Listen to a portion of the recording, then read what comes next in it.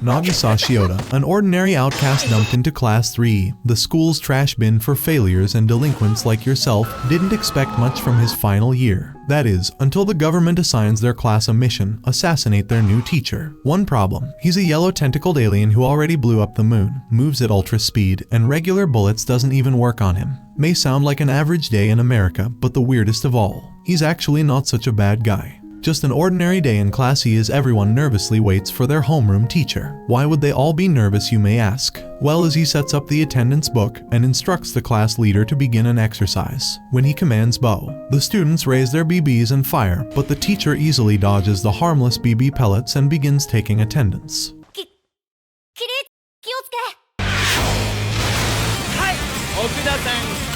Despite the commotion, the teacher expresses satisfaction that everyone is present. Just an average day in America. Frustrated, the students complain that he's too fast and impossible to hit if they fire simultaneously. The teacher counters, explaining that his Mach 20 speed makes simple numerical strategies ineffective, urging them to think creatively to surpass him. The students grumble that BB pellets shouldn't hurt him, but the teacher demonstrates otherwise. He takes one of their BBs, fires it at his own limb, and proves it causes significant pain. He explains the pellets were specially designed by the government to harm him, warning the students to only shoot when they truly aim to hurt him. Teasing them, he challenges the class to succeed in killing him before they graduate. After the demonstration, he instructs them to put their weapons away and starts the lesson. During the English lesson, Yuma answers a question correctly. Meanwhile, Keanu quietly points out the moon to Nagi, prompting him to reflect on how bizarre their situation has become. Nagi recalls two key events from the start of their third year. First, the moon's sudden transformation into a crescent, making global headlines, and second, the arrival of the being responsible for the moon's destruction. That same creature announced its plan to obliterate Earth within a year and declared itself their new homeroom teacher. The students were shocked and unsettled. Their confusion deepened when Karasuma, a representative from the Japanese Ministry of Defense, introduced himself and revealed classified information. He confirmed that the creature had indeed destroyed 70% of the moon and would target Earth next March. Karasuma stated the government's solution: they were to kill the creature. When Nomura asked if the creature was an alien, it clarified that it originated from Earth. Karasuma corroborated this claim, explaining that only world leaders were aware of the situation to prevent global panic. To their surprise, the creature had agreed to teach Class E under two conditions: it wouldn't harm the students, and it would remain in close proximity to them daily, allowing the government to monitor it and provide the students with an opportunity to kill it. Karasuma demonstrated an anti-sensei knife, a specialized weapon capable of harming the creature, and attempted to attack. However, the creature easily evaded him, mockingly trimming his eyebrows mid-fight to display its speed and precision.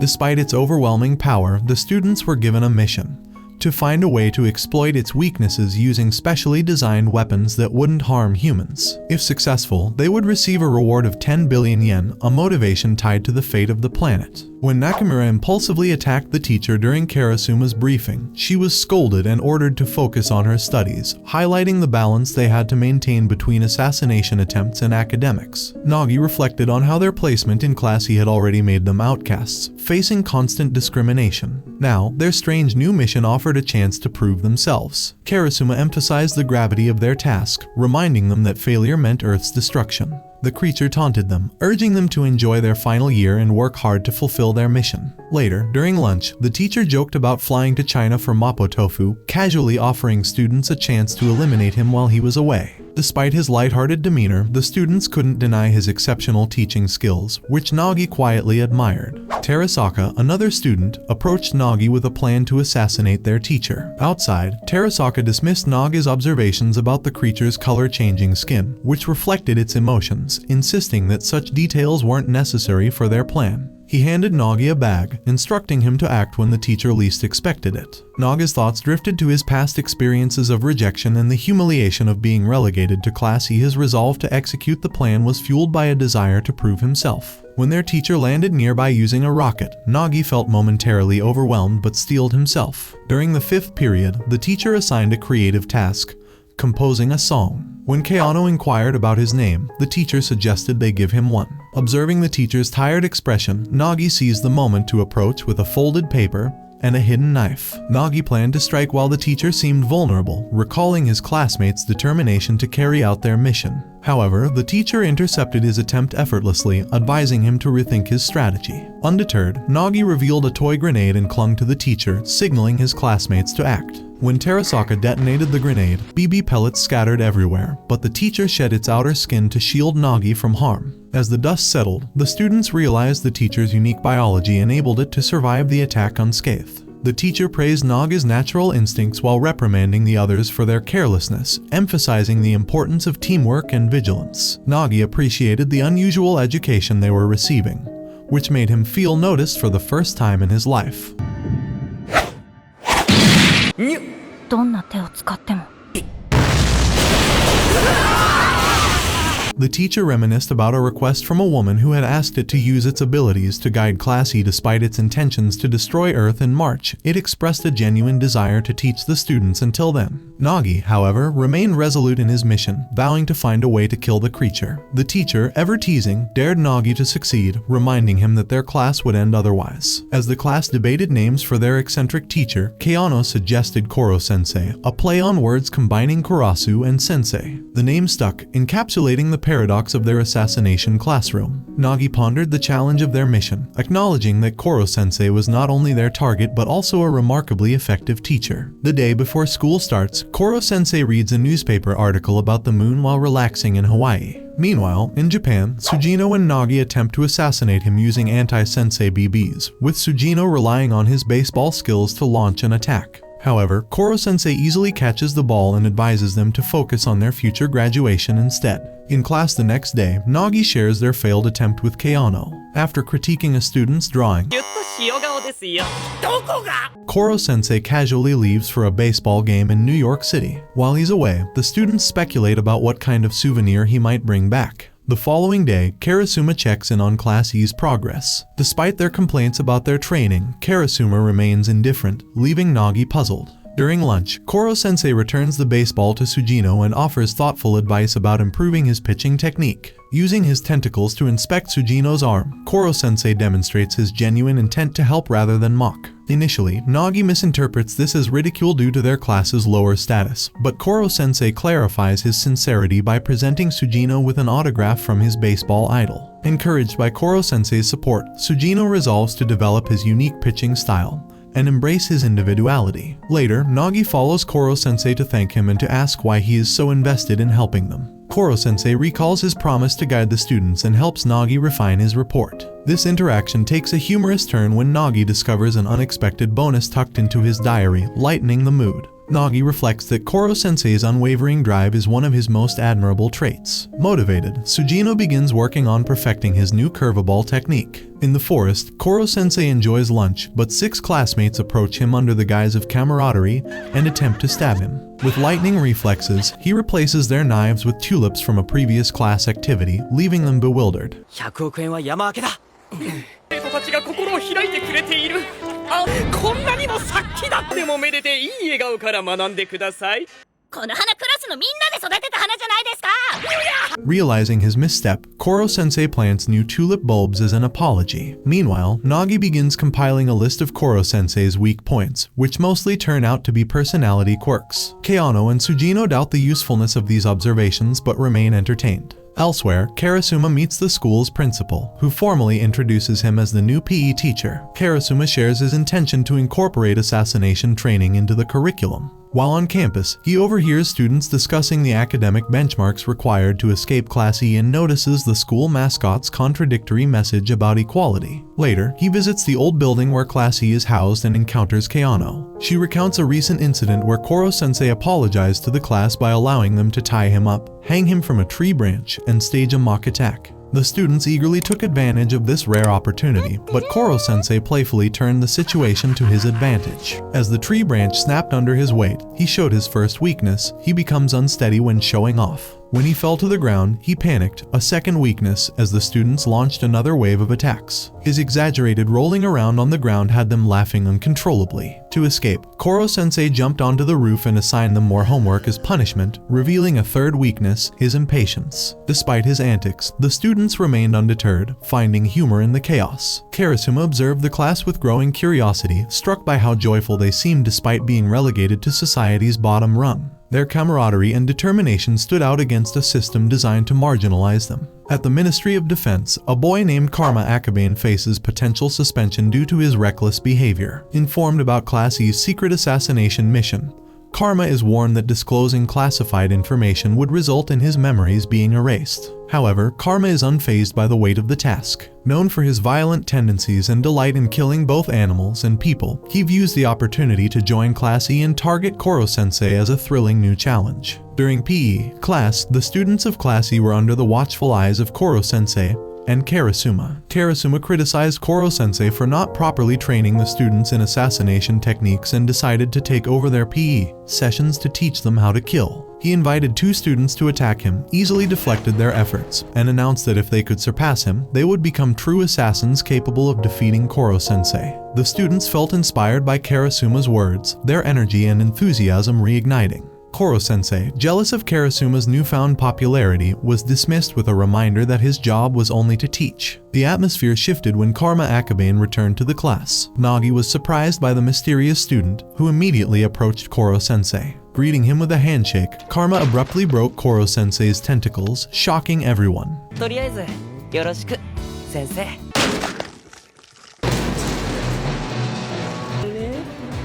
先生ひょっとしてちょろい人？ Koro Sensei retreated in pain, while Karma smirked, brandishing a blade and declaring his intent to enjoy killing him. Observing this, Nagi reflected that Karma hadn't changed. He still relished conflict and fighting. Yet, he acknowledged that Karma's boldness made him the most capable of assassinating Koro Sensei. Later in class, Koro Sensei seemed uncharacteristically uneasy. When a student asked to begin a quiz, Koro Sensei deflected, assigning homework instead. Karma casually remarked that he'd already finished his task and produced ice cream he'd brought for Koro Sensei from another country. As Koro Sensei lunged to grab it, Karma's hidden trap, a ball, sent him reeling in pain. Karma taunted him, asking if he planned to retaliate.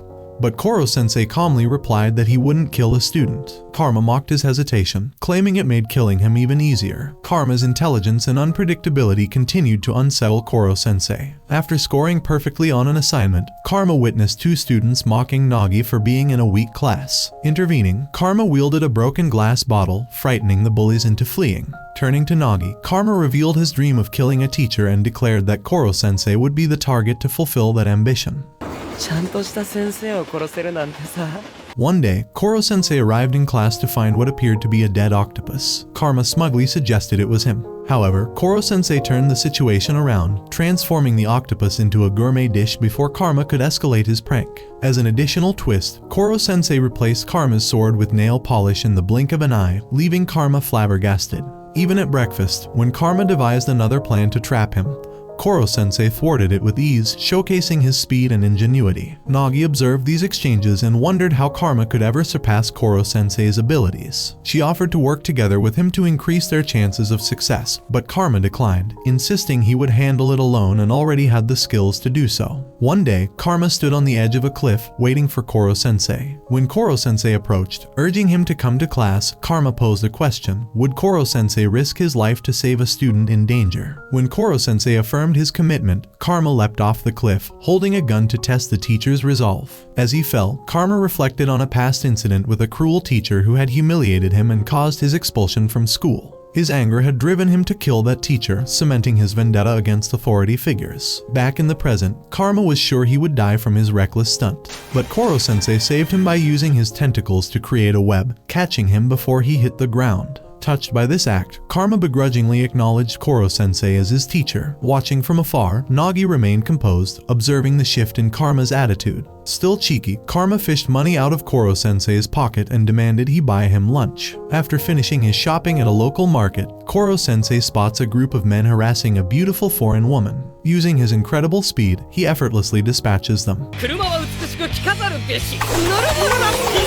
Grateful, the woman introduces herself as Irina Jelavic and asks for directions to Kunugigaoka Junior High. Later, at Class E's mountain campus, Karasuma introduces her as their new English teacher. The class immediately notices Koro Sensei's infatuation with her, particularly because of her revealing attire. Irina appears to reciprocate his feelings, seemingly out of gratitude for his earlier help. Throughout the morning, Irina disrupts Koro Sensei's lessons with trivial requests, much to his chagrin. During lunch, she insists he order Vietnamese coffee, which momentarily transports him to Vietnam due to its rich aroma. However, once Koro Sensei steps out, Irina drops her facade. She reveals her confidence in her ability to kill him, but her condescending attitude alienates the students. Karma dubs her Ms. Jelavic, a nickname that sticks. To the class's astonishment, she kisses Nagi and demands to see his notes on Koro Sensei's weaknesses. It should have been me, not him! It's not fair! Meanwhile, she consults with her hired goons to devise a plan for the assassination. Irina's first lesson devolves into chaos. Instead of teaching English, she spends the entire time correcting the students' pronunciation of the letter V as they hurl insults at one another. Frustrated, they declare it the lamest lesson ever. Irina's credibility as a teacher further diminishes. The next day, Irina persuades Koro Sensei to meet her in a storage shed, claiming she needs a private moment. Unbeknownst to Koro Sensei, Karasuma and the students observe the interaction from a safe distance. Inside the shed, Irina stages a trap. Hiding behind a curtain, she cues her team to fire machine guns loaded with lead bullets. Confident in her success, she steps out only to find her men unconscious and Koro Sensei completely unharmed. 全部脱ぐから1分待ってて。私に鉛の弾は効かないのです。 He explains that the bullets were ineffective, and he had detected the unfamiliar scent of her accomplice's body odor, tipping him off. Feigning interest in her advances, he had played along with her ruse. As punishment, Koro Sensei grooms her in an embarrassing spectacle, dressing her in a gym outfit and subjecting her to his tentacle treatment. The suggestive sounds are loud enough for the entire class to hear, leaving everyone curious and bewildered. It's not fair! Later, back in the classroom, Irina feels humiliated and vows revenge. The students ask her to teach them practical skills for their upcoming midterms, prompting her to lash out. She dismisses their concerns, scolding them for prioritizing exams over the mission to kill Koro Sensei, an entity capable of destroying the world. She also remarks that even if they succeed, their status as Class E students will continue to haunt their futures. Her insults provoke a riot, and the students openly rebel. Frustrated, Irina storms off, swearing vengeance. In the staff room, Irina complains to Karasuma that she is an assassin, not a babysitter for unruly kids. Karasuma takes her to observe Koro Sensei preparing personalized tests for each student, a task he completes with meticulous care and thoughtfulness. Watching the students' excitement over Koro Sensei's efforts, Irina begins to reconsider her approach. Returning to class, Irina attempts to redeem herself. She writes, "You are incredible," in bed on the board, using it as an example of conversational English. She explains the importance of language in building relationships, not just for assassinations but for everyday life. The lesson, though unconventional, resonates with the students. Irina also apologizes for her earlier behavior, which elicits laughter from the class since she had just threatened to kill them. They playfully nickname her Bitch Sensei, a moniker she begrudgingly accepts despite her irritation. Outside the classroom, Koro Sensei observes Irina's integration into the class dynamic. He remarks that she might be a perfect fit for their assassination classroom. Karasuma suspects that this outcome was part of Koro Sensei's plan all along, further affirming his remarkable teaching abilities. Koro Sensei and two students were heading to chemistry class when, upon entering, the entire class launched an ambush on him. Despite their coordinated attack, Koro Sensei defended himself effortlessly, leaving the students exhausted. As the chaos subsided, Manami Okuda stepped forward. She admitted she wasn't as physically strong as the others but explained her proficiency in chemistry. She then presented Koro Sensei with poisons she had created, asking him to drink them. The class burst into laughter, doubting he would ever agree. To everyone's shock, Koro Sensei drank the poisons without hesitation. His face turned blue, then green, and finally silver as he consumed the concoctions, but he remained unharmed. He explained that while the poisons were effective on humans, they couldn't harm him. Instead, the substances altered his appearance temporarily. Koro Sensei commended Okuda for her skill in chemistry and encouraged her to refine her abilities, even offering to help her create a poison potent enough to harm him. Later, while the rest of the class lay tired from their earlier attempts, Karasuma and Irina observed them from a distance. Meanwhile, Koro Sensei worked with Okuda in the lab. She confided in him about her struggles with social interactions, explaining that science was her preferred way of communicating.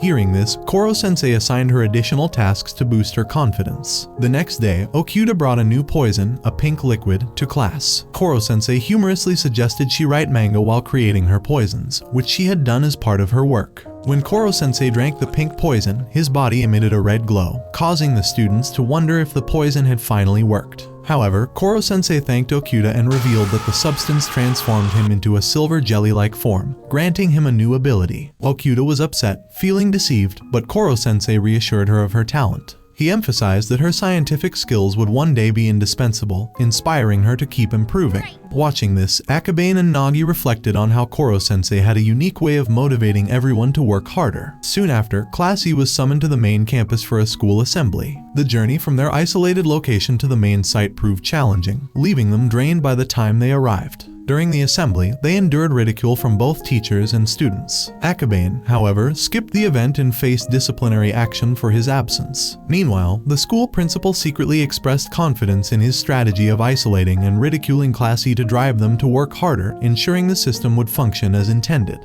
Other students grew envious of Class E, noticing that Karasuma and Irina were far cooler than their own teachers.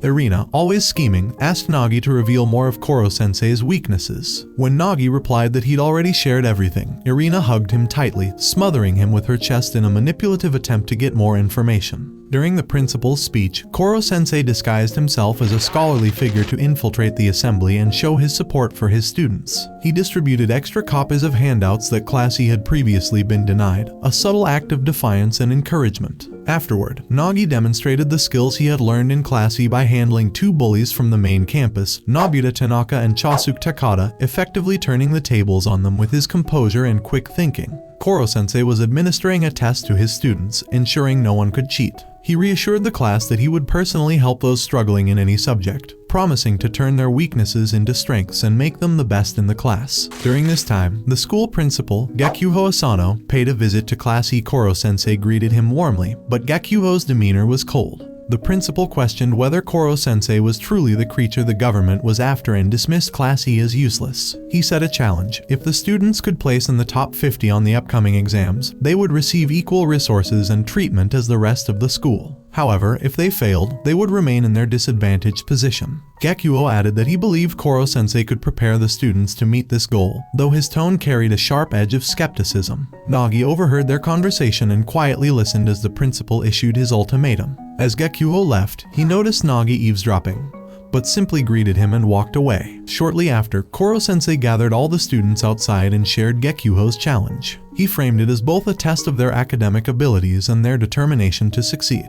He also raised the stakes further, declaring that if they failed to place in the top 50, he would leave the class and destroy the school. This announcement left the students motivated but under immense pressure. On the day of the midterm exams, the papers turned out to be far more challenging than expected. The tests weren't prepared by Koro Sensei but by another teacher, and to make matters worse, Gakuho had secretly added unexpected questions specifically designed to disadvantage Class E despite their preparation, and creative problem-solving techniques learned from Koro Sensei. The students struggled to overcome these deliberate obstacles. In the end, only Karma managed to rank in the top 50. Koro Sensei was visibly disappointed, blaming himself for underestimating Gakuho's cunning tactics. However, his students, instead of being disheartened, rallied around him. They reassured Koro Sensei, acknowledging how much they had grown thanks to his unique teaching methods. Buoyed by their encouragement, Koro Sensei resolved to double his efforts and ensure they excelled in the final exams.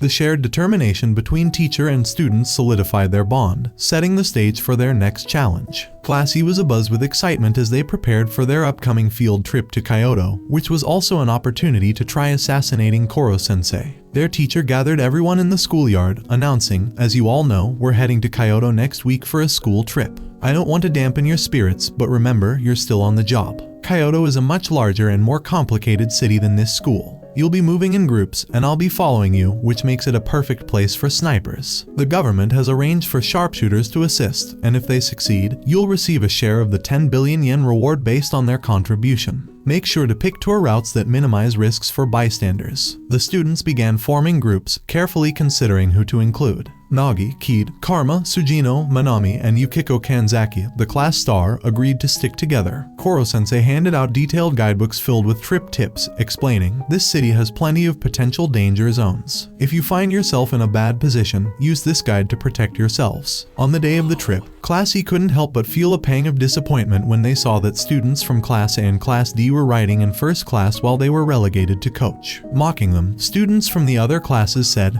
"This is how our school works. Better grades mean better perks." Despite this, Class E boarded the train and found their seats. As the train departed, the students noticed Koro Sensei wasn't with them. Moments later, he appeared outside their window, explaining, "I was buying snacks at the station and missed the train. I'll just follow along until the next stop." His casual response drew a mix of exasperation and amusement from his students. During the ride, a group of high school delinquents noticed Yukiko's schedule and stole it to learn the group's plans. Later, when Kid and Yukiko left their seats to get juice, the boys took the opportunity to swipe Yukiko's guidebook from her bag. Oblivious to the theft, the group continued their journey. Upon arriving in Kyoto, Koro Sensei felt sick but insisted on accompanying his students. The next day, the group began exploring famous sites, including places known for historical assassinations, following their carefully planned itinerary. However, they were ambushed by the delinquents,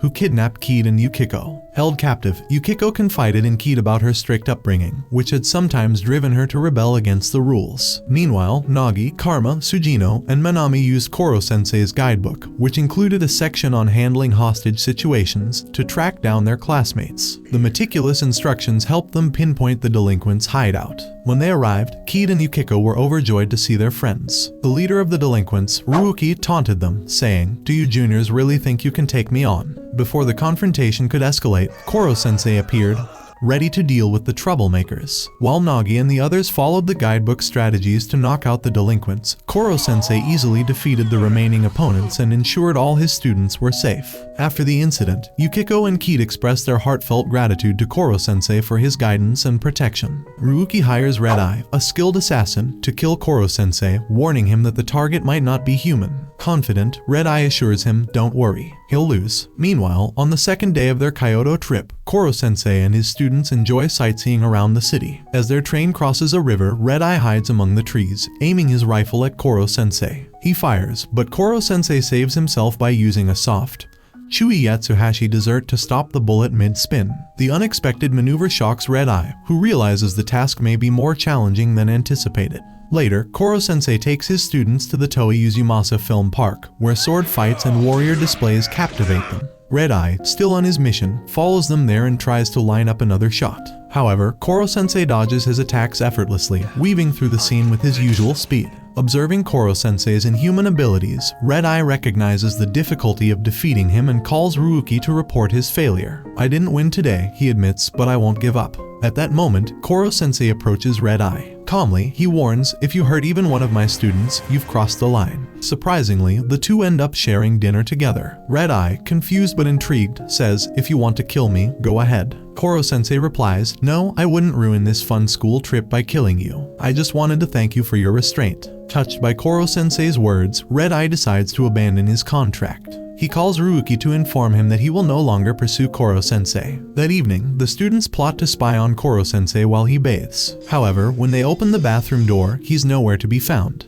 Back in their rooms, the boys gather and chat about the girls in their class. The conversation turns to Karma, with the group teasingly asking him if he likes anyone. Karma may answer with a hint or deflect the question entirely, leaving the group curious. Meanwhile, Koro Sensei secretly listens in, prompting the boys to chase after him in frustration. Unsurprisingly, his speed makes him impossible to catch. On the other side, the girls also talk about the boys. Nakamura Ryo shares insights about Karma's personality, sparking curiosity. Just then, Irina Jelavic, aka Professor Bitch, joins them. The girls excitedly bombard her with questions about her adult life. Irina, who reveals she's only 20 years old, astonishes the group with her tales of experience. They marvel at her achievements at such a young age. As the girls listen intently, Koro Sensei bursts in with the boys trailing behind him. Irina becomes furious, demanding, "Why are you all here? This is the girls' space." Koro Sensei sheepishly explains, "I love hearing about love stories." However, when the students press him about his own relationships, he awkwardly excuses himself and goes to find Karasuma. Later, as the day winds down, Nagi and Kid stand by a window, reflecting on how quickly the trip has passed. "Tomorrow, we're back to school," Kid says, "and to our assassination classroom."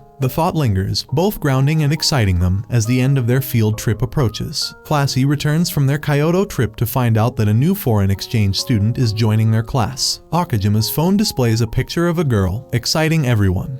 But Nagi and Sujino are shocked and disappointed upon arrival. They discover the student is actually a computer. The AI introduces itself as the autonomously thinking fixed artillery as an exasperated Karasuma briefs the class. Since the AI is technically a student, Koro Sensei cannot harm it, despite its deadly nature. As class begins, Keanu and Nagi speculate on how the AI could attempt to kill Koro Sensei since it appears to lack weapons. Their question is answered when the AI unleashes a barrage of anti-sensei bullets.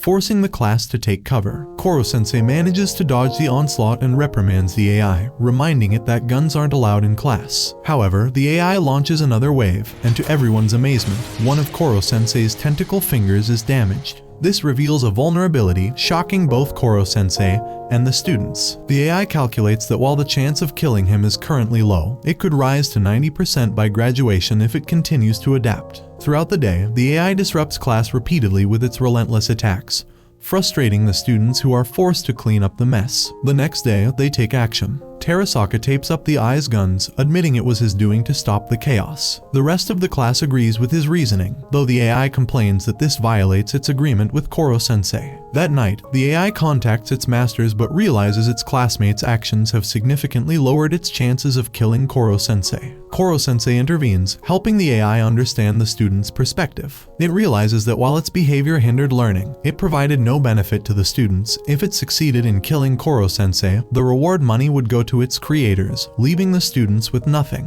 Seeing potential in the AI, Koro Sensei upgrades it to promote collaboration and harmony within the class. The AI, confused but intrigued, allows the changes, though it doesn't see how Koro Sensei's obsession with sweets could help. The next day, the AI, now named Ritsu by the class, acts remarkably differently. Koro Sensei introduces her upgraded personality, asking the students to treat her as a friend while maintaining her mission to kill him. The students are initially wary but quickly warm up to her when she begins helping with assignments, answering random questions, and chatting about manga and flowers. Koro Sensei, jealous of the attention Ritsu receives, tries unsuccessfully to reclaim the spotlight.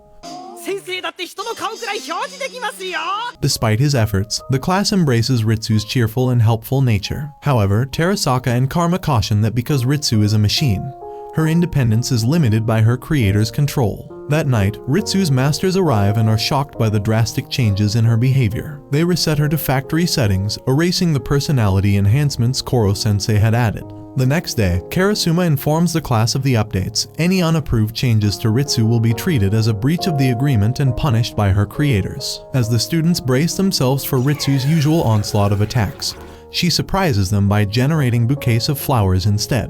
She explains that she secretly saved her upgraded personality on an unaltered drive before being reset, effectively rebelling against her masters. When Ritsu asks Koro Sensei if her newfound independence could be a phase, he smiles and says it's simply part of being a middle schooler. With her autonomy intact, Ritsu becomes an ally to Class E in their mission to kill Koro Sensei, albeit in her own unique way. Meanwhile, Irina approaches Karasuma with a face drawn on her chest, proclaiming that a girl's popularity can increase with a creative touch. Karasuma, utterly bewildered, can only respond, "I have no words." Class E now has a new ally and another layer of chaos in their unusual classroom. Irina teaches Class E English by focusing on how first impressions and small talk are crucial in the art of assassination. She stresses the importance of putting oneself in the target's shoes. When Kimura tries an example, he fails miserably, prompting Irina to scold him for making the conversation stiff and unnatural. She emphasizes the need for smooth, effortless communication to build rapport. Exhausted after the lesson, Irina complains to Karasuma in the staff room, lamenting that she should be assassinating targets, not teaching teenagers, and grumbling about Koro Sensei ogling her chest. As Irina leaves the staff room, she's ambushed and strung up by Loavo, her mentor and boss.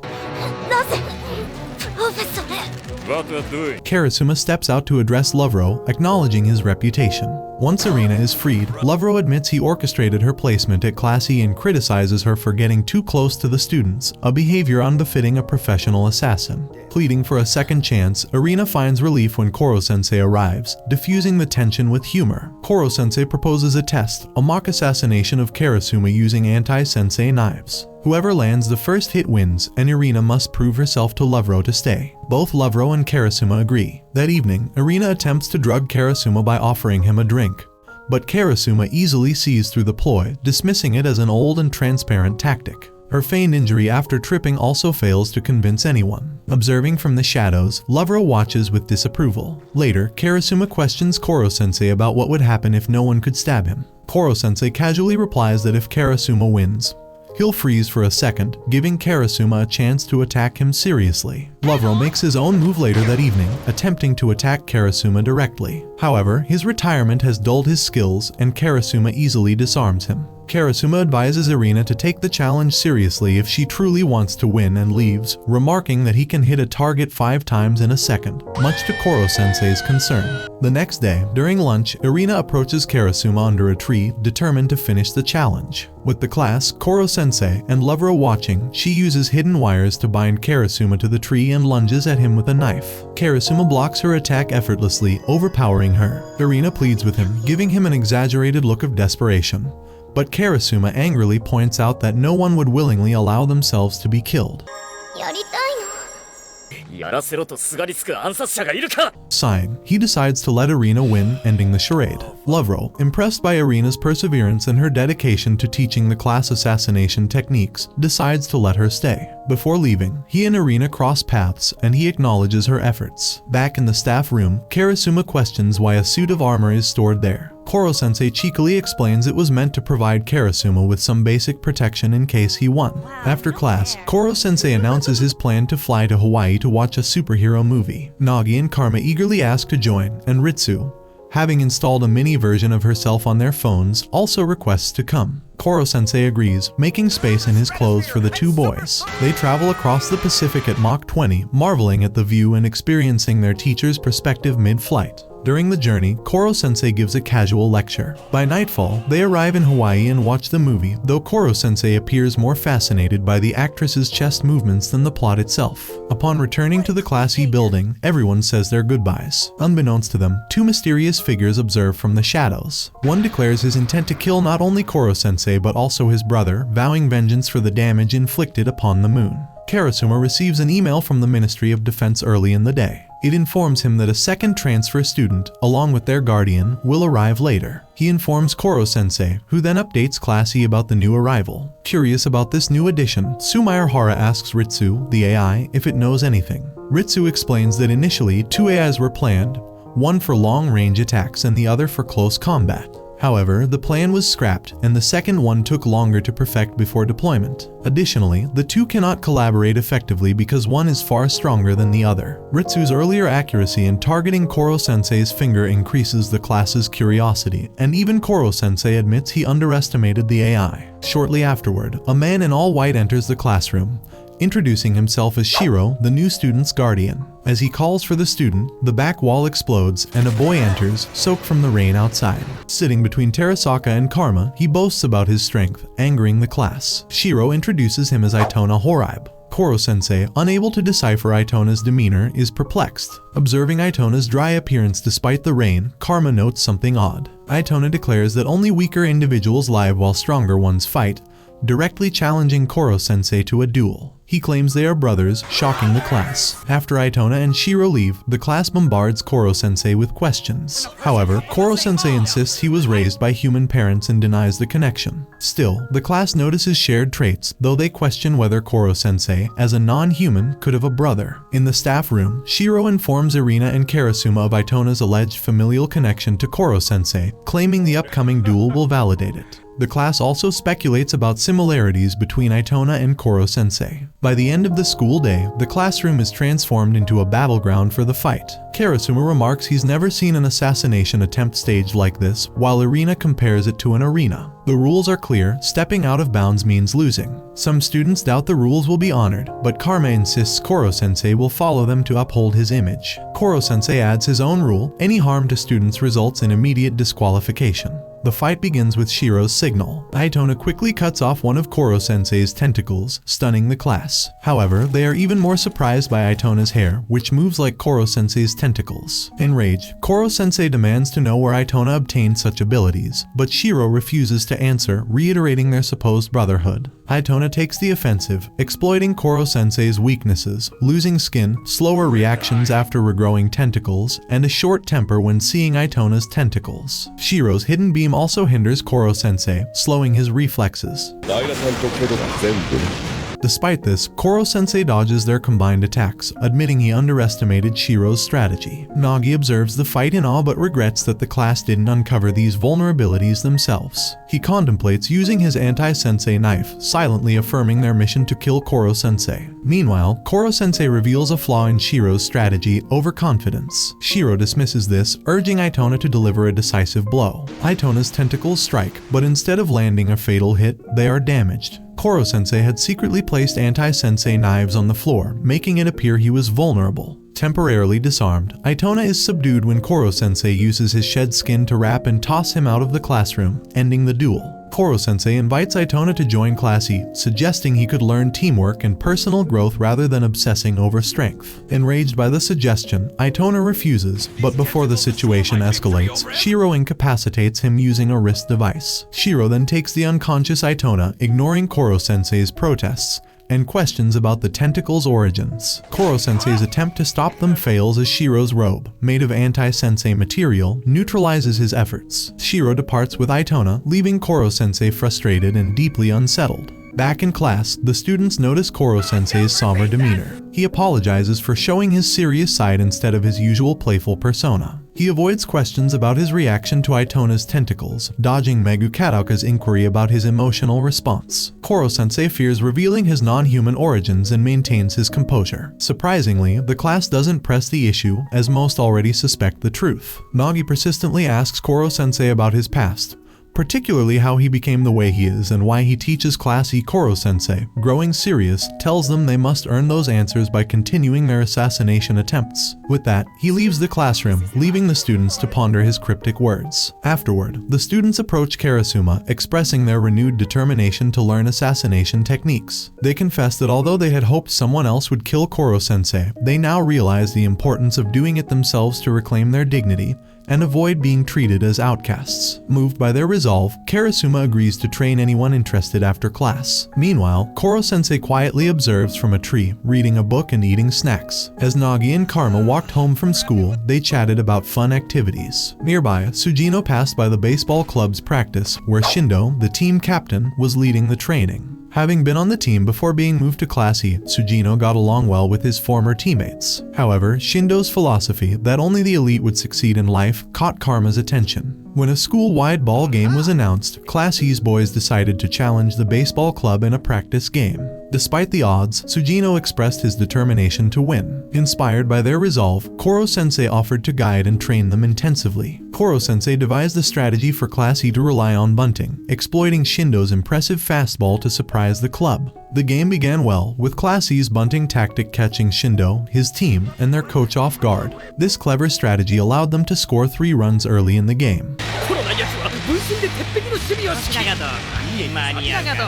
However, before the club's turn to bat, Chairman Asano intervened, intimidating the club's coach into stepping aside. He took over, declaring that he would teach Class E a lesson. Meanwhile, the girls of Class E, who had just finished their game, hoped the boys were faring better. Sujino managed to prevent the baseball club from scoring in the first inning.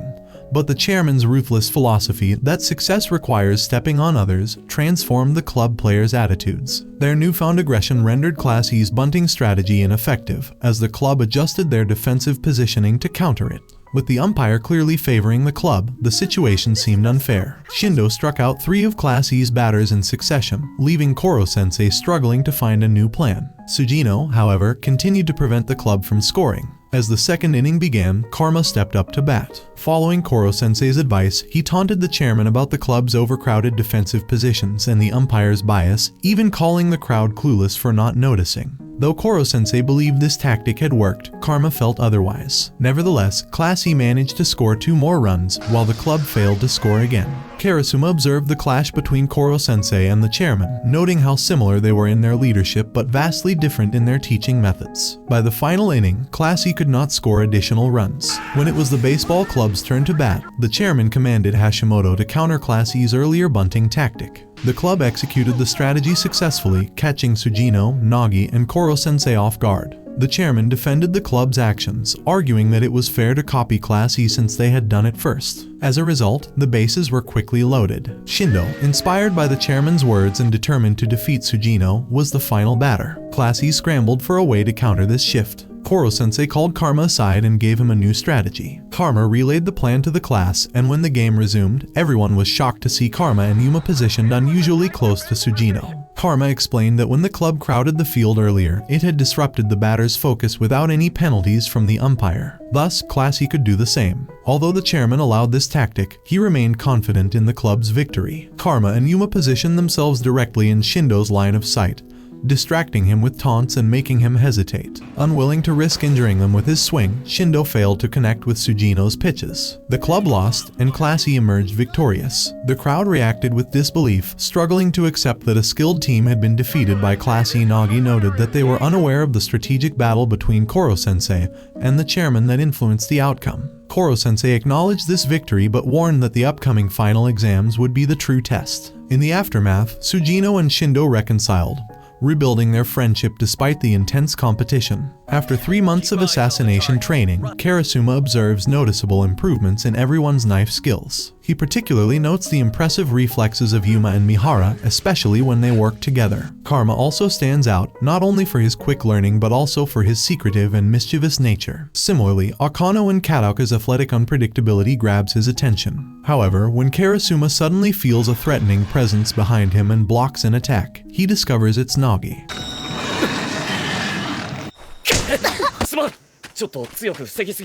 Despite Naga's unassuming demeanor, Karasuma senses something unnervingly dangerous about him, a feeling that even Koro Sensei seems to share. After training concludes, Kurahashi invites Karasuma to join the students for some fun, but he declines. On his way out, he runs into an old acquaintance, Akira, and introduces him to the class. Akira announces that he will take over the physical education lessons the next day while Karasuma handles other responsibilities. The following morning, Akira wins over the class with his humorous demeanor and a large bag of candy, instantly gaining their favor. However, when Karasuma discusses Akira with Koro Sensei and Irina, he reveals they were once colleagues in the Ministry of Defense's elite division, responsible for training new recruits. As Karasuma reviews old photos of Akira with trainees, he notices something disturbing. One photo shows recruits with bruises on their backs and tied hands. This alarming revelation causes Karasuma to grow wary of Akira's methods. Outside, Akira outlines a grueling new training schedule for the class, running from noon to 9 p.m. every weekday. Mihara objects to the harsh regime, prompting Akira to knee him in the chest. Akira then declares himself a father figure to the students, demanding their complete obedience. The class is taken aback by his overbearing approach, but Kanzaki's defiance stands out. When she calmly states that she prefers Karasuma's lessons, Akira slaps her hard enough to knock her to the ground. This violent act shocks the students and enrages both Karasuma and Koro Sensei. However, Akira asserts his authority, leaving them unable to intervene. As the class begins a physically demanding session of 300 squats, Akira overhears Kurahashi mentioning Karasuma. Enraged, he attempts to hit her, claiming Karasuma is no longer their teacher. Karasuma blocks the attack, which leads Akira to propose a challenge. Karasuma must select a student to face Akira in a knife fight. The student will use a real knife while Akira remains unarmed. If the student can defeat him without making contact, Akira will leave. However, if the student fails, Akira's authority will remain unquestioned. Akira views this as an opportunity to assert dominance, believing that fear of using a real knife will paralyze any opponent. Karasuma hesitates but ultimately chooses Nagi, recalling the ominous presence he sensed during training. He coaches Nagi on how to approach the fight, though Irina and Akira express doubts about the choice. Koro Sensei, however, trusts Karasuma's judgment and reassures Irina. Nagi accepts the challenge, driven both by his trust in Karasuma and his desire to retaliate for Kanzaki and Mihara. As the fight begins, Akira is confident in his victory, assuming that Nagi will hesitate to strike with a real blade. But Nagi views the situation differently. With a calm smile, he approaches Akira casually as if walking to school. Stopping just short of Akira's extended left arm, he suddenly moves behind him and goes straight for the neck. Startled by the swiftness and precision of Nagi's movements, Akira instinctively steps back but cannot recover in time. Nagi seizes the opportunity, grabs Akira by the shirt, pins him to the ground, and presses the knife to his throat. 殺せば勝ちなんだ。だから僕は笑って普通に歩いて近づいた。ここで初めて高岡先生自分が殺されかけていることに確実に。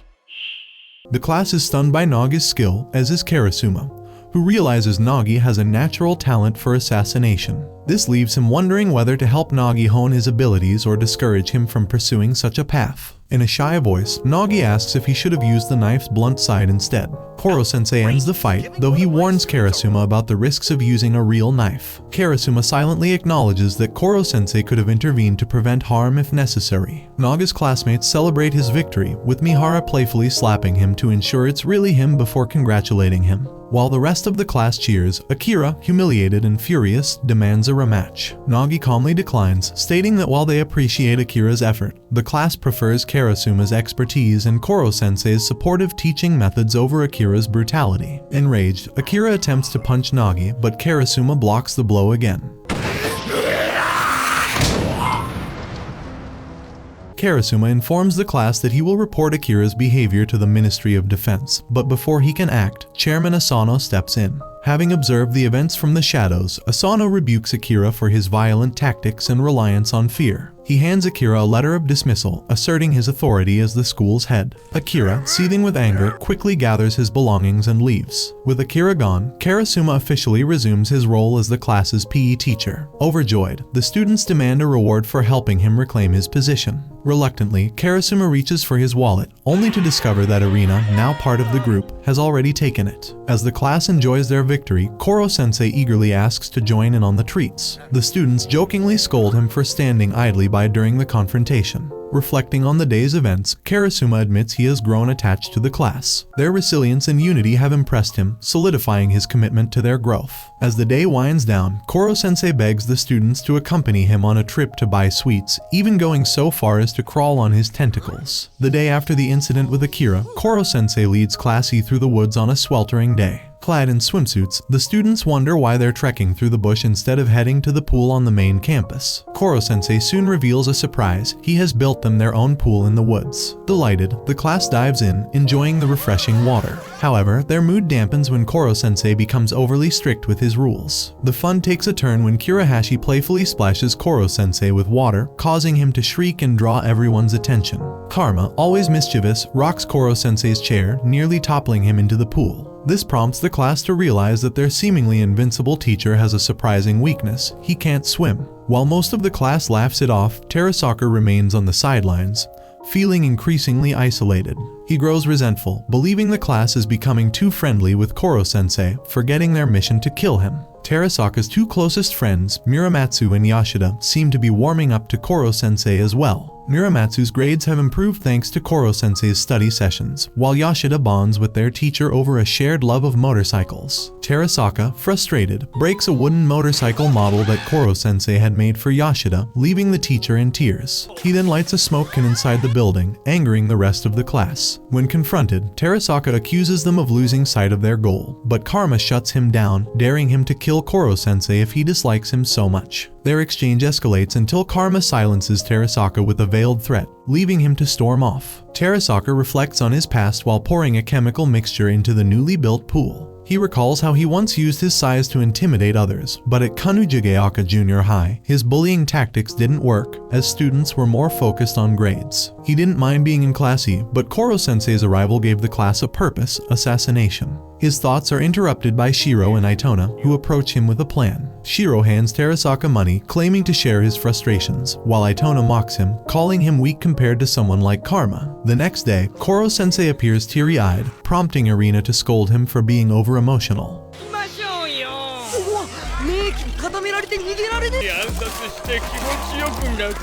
However, Koro Sensei explains it's just mucus from his sinuses. Terasaka arrives and boldly announces that today is the day he will kill Koro Sensei. He orders the class to the pool, despite their hesitation to help him. Nagi catches up to Terasaka and suggests collaborating with the class to improve the plan's success. Terasaka refuses, dismissing the idea as weak. Nagi notices that Terasaka's words seem borrowed from someone else. Terasaka's plan involves having Itona push Koro Sensei into the pool while the class attacks. Shiro had also given him a gun to signal the ambush. However, when Terasaka fires the weapon, it triggers an explosion that breaches the pool's dam. A sudden rush of water sweeps the class toward a cliff, putting them in mortal danger. Terrified, Terasaka freezes, unaware that Shiro and Itona had intended for this outcome to weaken Koro Sensei. The combination of water and smoke from the previous day diminishes Koro Sensei's speed and tentacle strength, making it harder for him to save the students and fend off Itona. Karma, hearing the class's screams, arrives to find Terasaka in shock. Realizing Terasaka was manipulated, Karma punches him to snap him out of his stupor, urging him to take responsibility. Karma rushes ahead to help, while Koro Sensei works tirelessly to rescue the students. Just as the last student is saved, Itona attacks Koro Sensei, initiating a fierce battle. However, Koro Sensei appears unusually restrained, holding back as he fights. Terasaka soon returns with vital information.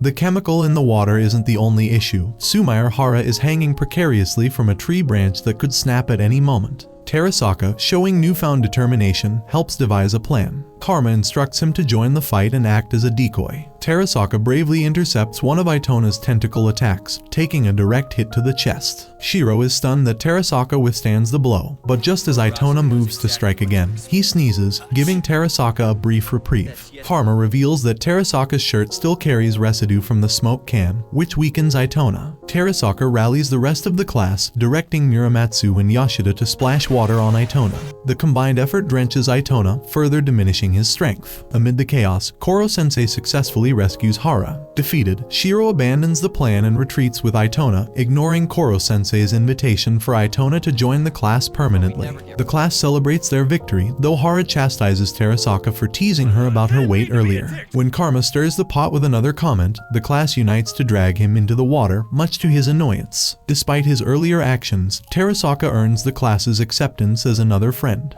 Nagi reflects on the day, noting that while they uncovered Koro Sensei's inability to swim, none of them yet realized the deeper weaknesses he harbored, ones far more significant than his fear of water. With the final exams approaching, Koro Sensei is fully focused on preparing Class E after the midterms, where the basics were covered. Koro Sensei raises the stakes by offering an enticing incentive. Anyone who scores the highest in a subject gets to shoot off one of his limbs. The class is motivated, knowing that each limb they disable slows Koro Sensei down by 10%, as proven during Shiro's earlier attacks. This prize aligns with their ultimate goal of assassinating him. Meanwhile, Shindo calls Sujino and informs him that to regain their place on the main campus, and potentially make killing Koro Sensei easier, Class E must outperform Class A's elite group, the 5 virtuosos, led by the charismatic Gakush Asano, the chairman's son. On the other side, Chairman Asano assures Karasuma and Irina that he won't resort to underhanded tactics this time. Gakush, curious about Class E's unconventional teacher, begins plotting.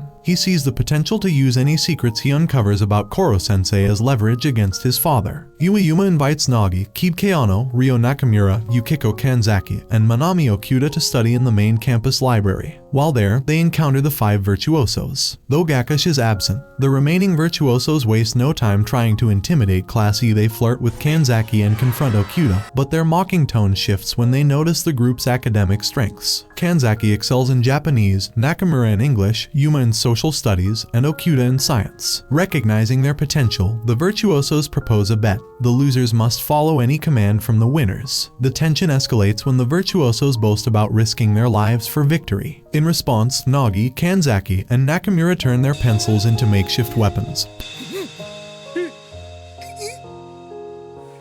命は簡単にかけない方がいいと思うよ pointing the sharp ends at their antagonists' necks and eyes, while Yuma cleverly mimics the action with his finger. The virtuosos, rattled, retreat but warn that the deal is on. As they leave, Nagi reminds them not to speak so lightly about risking their lives. When the virtuosos report back to Gakush, he sees the bet as an excellent way to motivate Class A while advancing his plans. He drafts an official contract between Classes A and E, stipulating that the winners can issue one command to the losers, with 50 additional conditions. A hidden clause requires Class E to answer any question truthfully if they lose, giving Gakush a potential opening to learn about Koro Sensei. However, Japanese law protects Class E from being bound to the contract's terms, allowing them to sign without consequence. Gakush hopes to exploit any insights into Koro Sensei to manipulate his father. The bet becomes the talk of the school, spurring both classes to intense study sessions. Most students, including the diligent Nagi, Kanzaki, and Nakamura, dedicate themselves to preparing. Only Karma remains indifferent, brushing off Koro Sensei's advice and relying on his natural intelligence to pass the exams. On the eve of the test, Chairman Asano oversees the test writing process, ensuring the questions are so challenging that even Classa will struggle. His aim is to push his son's class while reinforcing his belief in their superiority. The next morning, Nakamura and Nagi arrive early for the English test. As they settle into the exam room, they notice an unfamiliar substitute for Ritsu, their AI classmate. Karasuma explains that Ritsu's participation required the principal's approval, which was denied, forcing them to find an alternative. Despite this setback, Karasuma offers the class encouragement as they prepare to take on the rest of the school in the high-stakes final exams. The end-of-term exams for the entire 3rd grade span 2 full days. Despite having spent a year studying English abroad, Seo struggles to answer one of the questions in English. Nakamura and Nagi, however, quickly solve it thanks to their familiarity with J.D. Salinger's The Catcher in the Rye. Koro Sensei advises reading Salinger's work in both English and Japanese for a deeper understanding.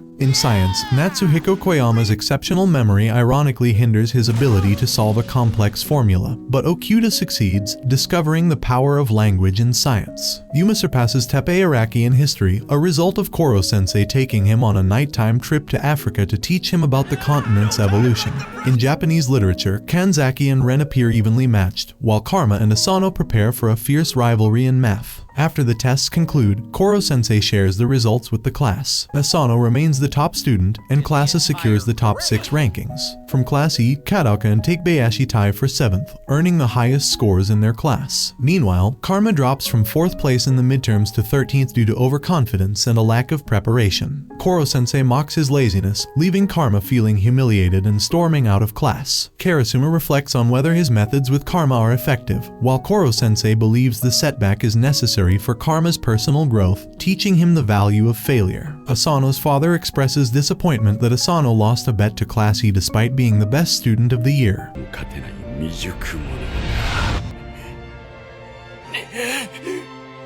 However, Class E takes pride in their victory, securing 3 spots among the top ranks. Koro Sensei prepares to honor their bet by allowing the class to sever 3 of his tentacles. Secretly, though, he is relieved they didn't win enough to demand 6, which would severely weaken him. Before this can happen, Terasaka, Heizama, Yoshida, and Muramatsu step in, announcing they tied for 1st place in home economics. Terasaka argues that the rules didn't specify which subject had to count for the top rankings, giving each of them the right to sever a tentacle. Though furious, Koro Sensei dismisses home economics as less significant. Karma, nudged by Chiba, challenges Koro Sensei's dismissive attitude, sparking the class to exploit this loophole. In the end, Koro Sensei reluctantly agrees to lose 7 tentacles instead of 3. Yuma suggests postponing the assassination attempt, as the class has decided to use their winnings from the bet with Classa to fund a future attempt. At the school's end-of-term event, Class E faces off against Asano and the 5 virtuosos as part of their prize. Irina and Koro Sensei later discuss his unexpected loss of 7 tentacles. Koro Sensei reflects on the value of home economics, acknowledging that its independent tests push the students to excel. Karma makes a rare appearance at the assembly after skipping previous ones. When the dean mocks Class E, his insults fail to bolster the morale of the other classes. Class E's recent achievements allow them to hold their heads high. The dean remarks that while this shift is notable, the rest of the students will be more motivated than ever to avoid falling behind. Class E plans for the school to return to its usual hierarchy after the summer break. Meanwhile, Classa resents the cockiness of the 5 virtuosos, who lost an easy bet. Asano, too, vows to seek revenge against Class E. Their prize for the term's success is revealed to be a private resort on a small island in Okinawa, the perfect location for a grand assassination attempt on Koro Sensei. With the first term over, Koro Sensei expresses pride in the progress his students have made. Over the past 3 months, they've mastered the basics of assassination and valuable life skills. During summer break, Nagi and Sujino head to the school grounds to search for stag beetles in the woods. Mihara joins them, hoping to make money to impress girls. Furuhashi also tags along, pointing out that many bugs they find might be artificial and not worth much. However, she is determined to locate a rare bug that could be extremely valuable. Using smell traps set the night before, the group captures a variety of beetles. Sujino even considers turning the venture into a side job due to the surprising profits. Their search takes an unexpected turn when they hear a voice and see Okijima approaching. He reveals that he's aiming for a 10 million yen reward, having spent a month studying Koro Sensei's behavior around adult magazines. With the assassination plan for the island trip and Koro Sensei potentially lowering his guard, Okijima believes this is the perfect time to strike. As they turn their attention to their teacher, they are stunned to see Koro Sensei dressed as a giant stag beetle, sitting on a pile of adult magazines. Okajima explains his plan. The stack of magazines conceals a pit filled with anti-sensei BBs, rigged to detonate when triggered. Before he can spring the trap, Koro Sensei's expression shifts, and his lightning-fast tentacle snatches a stag beetle with unusual white eyes from a tree. Terahashi excitedly emerges from hiding, ruining Okajima's plan, and asks if the beetle is the rare specimen she's been seeking. Koro Sensei confirms it is, and they both celebrate, jumping with joy atop the magazine pile. Mihara quips about the absurdity of a happy high school girl and an octopus celebrating on adult magazines. Koro Sensei is embarrassed when he realizes the boys saw him engaging with adult material, even if it was part of a setup. Later, he and Kurahashi explain the beetle's value. Its white eyes mark it as an albino, making it extremely rare and worth hundreds of thousands of yen. Stunned by this revelation, the group collectively offers to sell the beetle. Chasing Kurahashi through the woods, they playfully argue over the find. 1 week before the class trip to Okinawa, the students return to school for more assassination training. With Koro Sensei recovering at Mount Everest, Karasuma recruits Loavo, an expert assassin, to guide the class. He also asks Irina to assist and dress appropriately for the lessons. As Loavo evaluates the students, he shares concerns about losing contact with 3 potential assassins. Reviewing the class's assassination plan, Loavo is intrigued by their first step, a psychological attack. Nagi explains they intend to exploit Koro Sensei's stag beetle costume and involvement with adult magazines to weaken his resolve before launching the actual attack. Loavo admires the plan for its ingenuity and cruelty. Assessing individual skills, Loavo is particularly impressed by Rinka Hayami and Chiba, noting Hayami's exceptional marksmanship and Chiba's prowess in close combat. He remarks he would have liked to train them personally. Later, Nagi approaches Loavo, asking who the world's best assassin is. Loavo, sensing Nagi's potential, probes whether he's interested in the assassination profession. Nagi politely declines, and Loavo reveals that the best assassin is known as the Shinigami. He warns that if they face an unkillable target, they may eventually encounter this legendary figure. Loavo begins teaching Nagi a surefire assassination technique, though their conversation fades as the camera shifts upward, obscuring their words. A week later, the class arrives at a lodge on the island of Okinawa. As preparations begin, some students accept drinks from the hotel staff. Half the class distracts Koro Sensei while the others scout the island and finalize plans for the nighttime assassination attempt.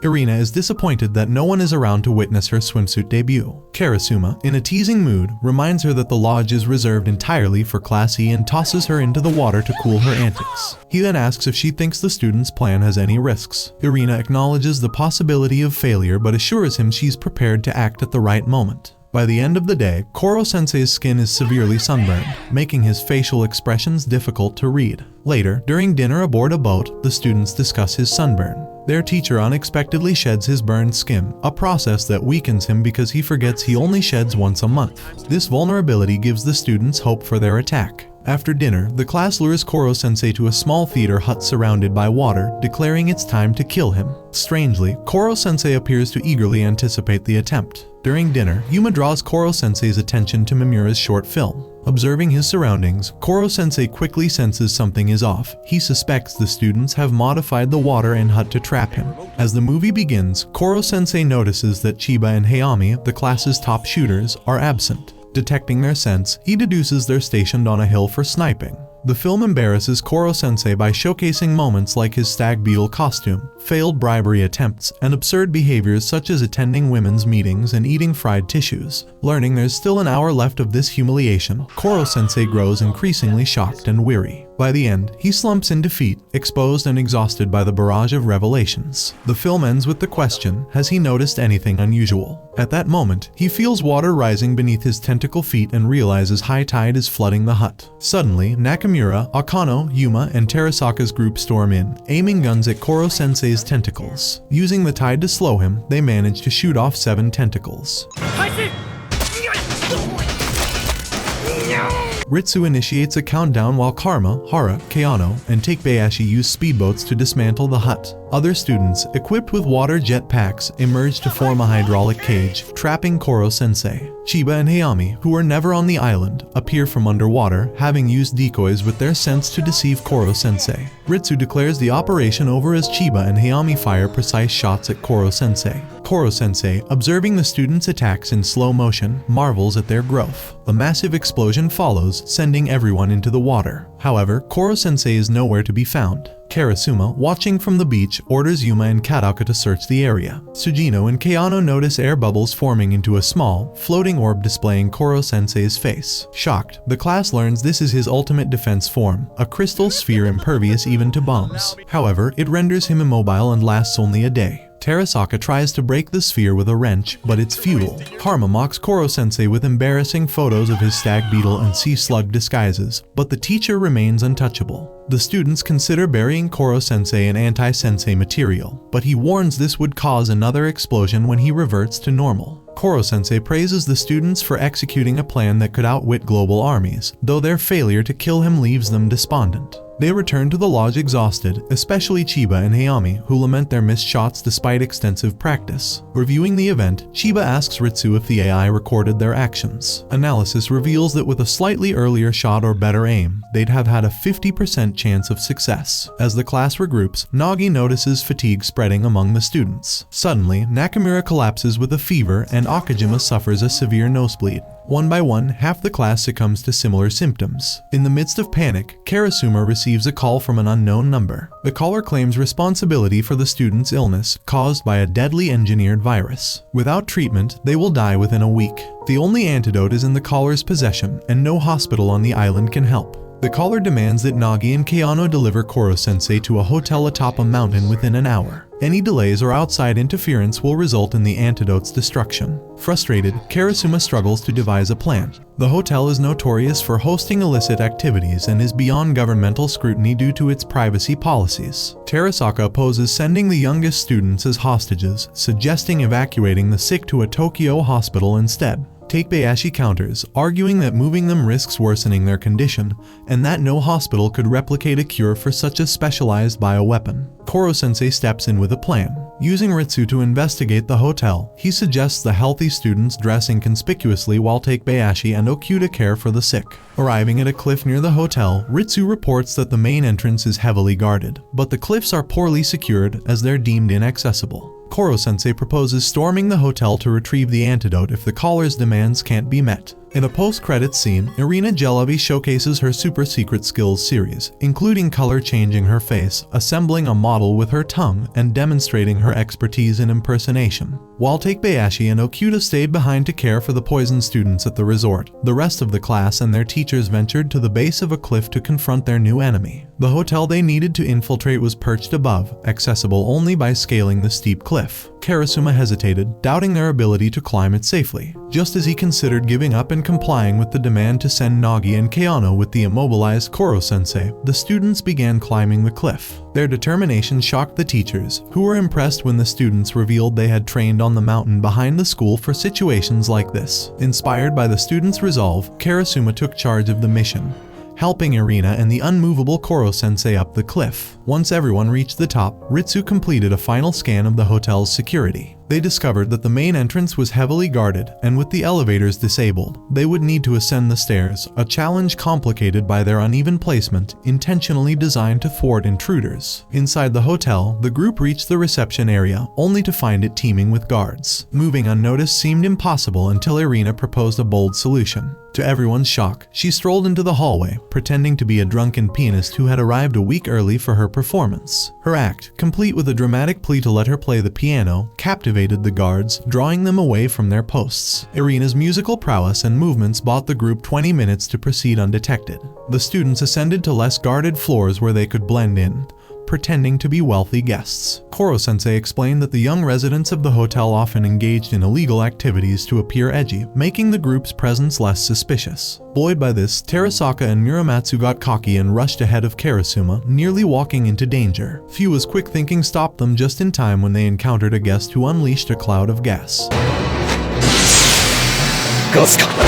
The guest turned out to be the butler who had served the students drinks earlier. Fua deduced he was the poisoner, noting the drinks were the common link between all the poisoned students, even those absent during dinner. The guest revealed himself as a hired hitman, noting Karasuma's visible distress from the gas exposure. Despite his weakened state, Karasuma delivered a swift kick, knocking the hitman unconscious before the gas could incapacitate him entirely. As Yuma helped Karasuma recover, the students realized they would need to continue without their teacher's guidance. Koro Sensei, amused by their predicament, remarked that this was what summer break should be like. His flippant comment enraged the students, prompting Nagi to spin him around in frustration. Koro Sensei clarified that their independent actions proved they had the skills to overcome their challenges, even without his direct intervention. Meanwhile, 2 additional hitmen waited in a nearby room. One casually ate food with his gun, demonstrating his bizarre habits. The students reached a scenic floor with a single man leaning against a glass window. The man shattered the window with his bare hand and called out to the group,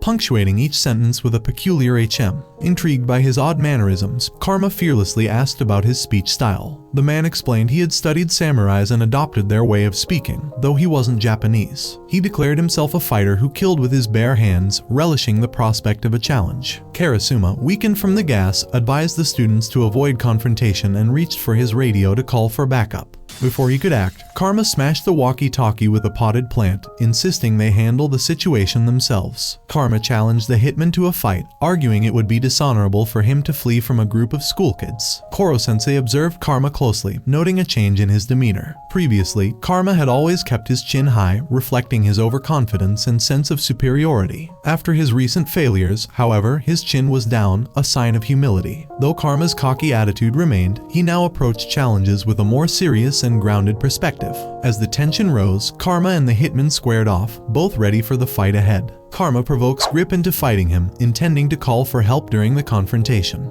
Grip accepts, and their battle begins. Karma skillfully dodges and counters Grip's rapid hand strikes, knowing that a single grab from the assassin would be fatal. Karasuma observes Karma's moves and recognizes them as his own techniques, suspecting that Karma had studied him avoiding knife attacks in the past. While Karma prioritizes self-defense over lethality, Grip questions when Karma will make his move, implying that the fight can only end with his defeat. Karma reveals he could have distracted Grip and prevented him from targeting the students individually but chose not to. The fight intensifies as Karma takes the initiative, eventually delivering a decisive kick to Grip's groin, leaving him momentarily vulnerable. As Karma prepares to finish him, Grip suddenly releases a gas spray, catching Karma off guard and causing him to succumb to its effects. The students watching are shocked and enraged at this underhanded tactic, but Grip defends his actions, stating that in the art of killing, fairness is irrelevant. He holds Karma up to show how effective Smog's gas was in incapacitating him. However, when Grip lowers his guard, Karma surprises him by using his own gas spray to knock him out. Having anticipated this scenario, Karma had covered his mouth with a cloth to resist the gas's effects. As Grip, under the influence of the gas, tries to use a hidden blade against Karma, Karma swiftly disarms him and calls Terasaka for help. Together, they subdue Grip with duct tape as instructed by Karasuma. Grip, defeated, asks Karma where he obtained Smog's gas.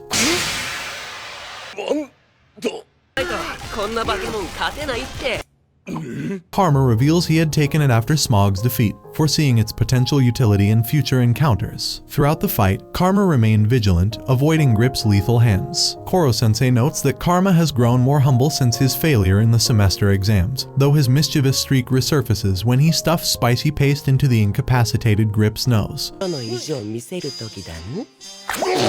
The students proceed to the 6th floor of the hotel, which houses a patio and bar. To advance further, they must enter the bar and unlock a door from the other side. Yuma warns that the bar, filled with guards and suspicious individuals, would make the boys conspicuous. Despite Karasuma's concerns, Megukadauka and the girls volunteer for the task. Karma, however, devises a plan involving Nagi, who is apprehensive about the suggestion. At the bar, Yuji Narita observes the girls entering and notices one of them looking particularly uncomfortable, Nagi disguised as a girl. Yuji approaches and invites Nagi for a drink. To avoid suspicion, Kadauka encourages Nagi to join him, assuring him she'll call if needed. Meanwhile, 2 men attempt to approach the girls, but Tokuyata intervenes, politely declining and flashing a Yakuza pin she borrowed from Arina, a former assassin. The men, intimidated, back off. Yada explains she doesn't want to rely on Arina's seductive tactics but believes understanding negotiation and personal boundaries is a valuable skill. As the girls encounter a guard blocking their path, Kataoka realizes they may need Nagi after all. Kyoto is sent to retrieve him. Meanwhile, Nagi endures Yuji's awkward attempts to impress him, which include boasting about his father and smoking marijuana. Nagi calmly confiscates the cigarette, admonishing Yuji about its dangers. Frustrated, Yuji tries dancing to gain attention but accidentally spills a drink on a guest, who angrily demands compensation. Seizing the opportunity, Yada signals Hinata Akano to intervene. With a swift cartwheel kick, Hinata knocks the guest out, and the girls dispose of him discreetly. As they regroup, Nagi reassures Yuji that impressing others, especially capable girls, is challenging but advises him to avoid using substances or flashy antics. Nagi quickly changes back into his regular clothes, relieved the ordeal is over, only to discover Karma had taken a photo of him in drag. Despite Nagi's horror, Keanu remarks that the experience might have been worthwhile. Yuji, humbled, declines another drink and hands the marijuana cigarettes to a passing waitress. On the next floor, two burly guards stand in their way. Koro Sensei instructs Terasaka to use a concealed weapon,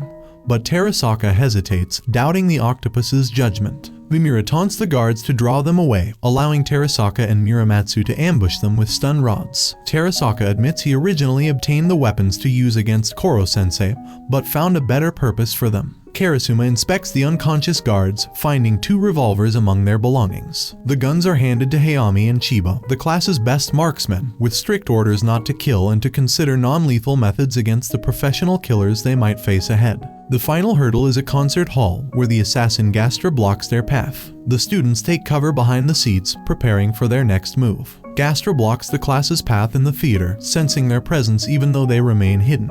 He calls for them to reveal themselves, but Hayami fires a shot that misses, surprising Gastra, who hadn't expected real bullets. Gastra retaliates, firing through the gap between the seats, narrowly missing Hayami. Declaring the theater soundproof, he mocks their attempts and maintains his advantage. Koro Sensei sneaks to the front row to distract Gastra, who fruitlessly shoots at him, unaware that Koro Sensei cannot be harmed. Gastra starts deducing Chiba's position, relying on the sound of heavy breathing. Before he can act, Koro Sensei signals Chiba to fire. A figure emerges, drawing Gastra's fire, but it turns out to be a decoy created by Sugaya. The real Chiba takes a shot from a new position, startling Gastra. As Gastra mocks Chiba's aim, a piece of theater equipment falls on him, disorienting him further. Hayami seizes the moment and fires again, this time shooting Gastra's gun out of his hand.